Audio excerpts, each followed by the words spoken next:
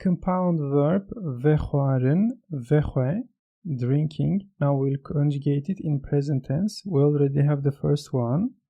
As vedixwim, this is compound prefix and this is the main verb stem.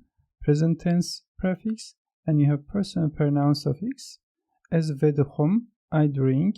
Then we say tu vedixwî, tu vedixwî. This is the person pronoun suffix and this one is the present tense prefix. Tu vedixwî, you drink. Then you say ew vedixwe, ew vedixwe. She or he drinks, she or he is drinking.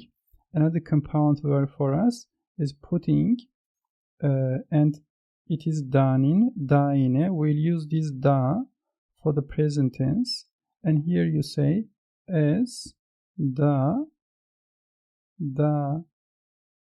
tinum, as da tinum, I am putting. And you say tu da tini, you are putting.